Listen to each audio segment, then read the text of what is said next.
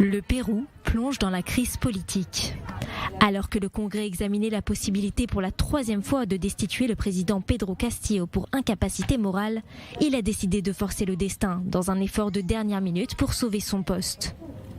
Il a annoncé la dissolution du Parlement dans une allocution télévisée. Cette manœuvre a été immédiatement qualifiée de coup d'État par de nombreuses personnalités.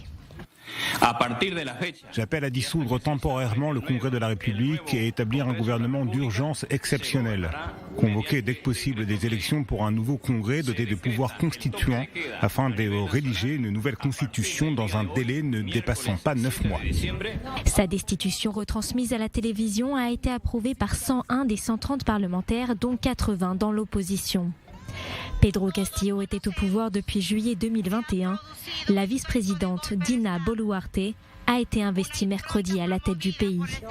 Après la tentative de dissolution, Pedro Castillo avait l'intention de se réfugier à l'ambassade du Mexique et de demander l'asile, mais il a été arrêté avant.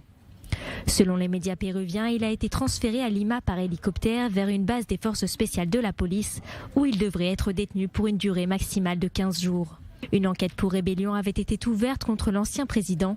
Elle vient s'ajouter aux 6 enquêtes pour corruption et trafic d'influence, dont sont également accusés sa famille et son entourage politique.